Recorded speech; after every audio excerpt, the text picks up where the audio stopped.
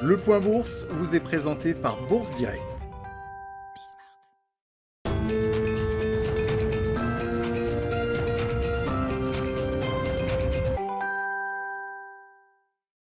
Clôture dans le vert ce soir finalement pour le CAC 40. L'indice parisien gagne 0,93% à 5510 points. Un rebond porté notamment par le recul plus marqué que prévu des inscriptions au chômage la semaine dernière aux États-Unis. Celles-ci s'élèvent à 847 000, c'est 67 000 de moins que la semaine précédente. Les États-Unis qui ont bénéficié d'une croissance de 4% en rythme annualisé au dernier trimestre de 2020. Un niveau conforme aux attentes. Sur l'année cependant, les États-Unis affichent un recul de leur PIB de 3,5%, ce qui en fait la plus mauvaise année pour le pays en termes d'activité économique depuis 1946. Les investisseurs qui ont également pris connaissance de la réunion de politique monétaire de la Fed hier soir, celle-ci a annoncé maintenir une politique monétaire accommodante. La Fed qui annonce avoir observé un ralentissement de la reprise sur les derniers mois, mais qui reste optimiste pour l'avenir, estimant que l'évolution de l'économie dépendra de façon significative des progrès en termes de vaccination. Sur ce sujet justement, les négociations continuent entre l'Union européenne et AstraZeneca à propos de la livraison des doses de vaccins sur le premier semestre de l'année. Bruxelles qui tente de faire pression sur le groupe pharmaceutique pour que celui-ci utilise ses centres de production britanniques pour assurer les livraisons auxquelles il s'était engagé. Des négociations qui ne sont pas pour rassurer les investisseurs alors que la progression des nouveaux variants du virus inquiète les autorités sanitaires et pousse les gouvernements à réfléchir à de nouvelles mesures de restriction. En France, les investisseurs attendent de savoir quelle serait la décision du gouvernement qui semble vouloir éviter à tout prix un troisième confinement, mais constater dans le même temps que la mesure du couvre-feu à 18h n'a pas l'effet escompté sur le ralentissement de la propagation du virus.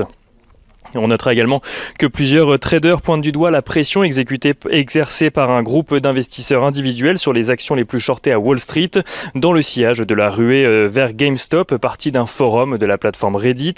Une ruée pour faire progresser le titre et qui a obligé le hedge fund Melvin Capital, qui était positionné à découvert sur le titre, à demander à ses actionnaires et concurrents de renflouer ses caisses à hauteur de 2,75 milliards de dollars.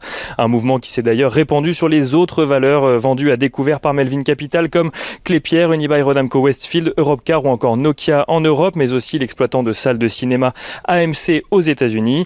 Des ruées ciblées sur des actions généralement effectuées depuis la plateforme Robinhood, conduisant l'application à désactiver les prises de position sur AMC ou encore sur GameStop.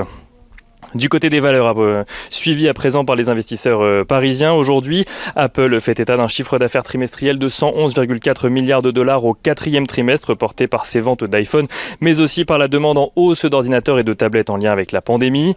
Facebook annonce de son côté un chiffre d'affaires à 28,07 milliards de dollars sur la période, soit 7 milliards de plus qu'il y a un an, pour afficher un bénéfice net de 11,22 milliards de dollars. Facebook qui se veut cependant prudent pour 2021, expliquant faire face à une grande incertitude pour l'année qui arrive. Tesla annonce de son côté des performances trimestrielles qui déçoivent les investisseurs, ne dépassant pas le consensus de marché pour la première fois depuis plus d'un an.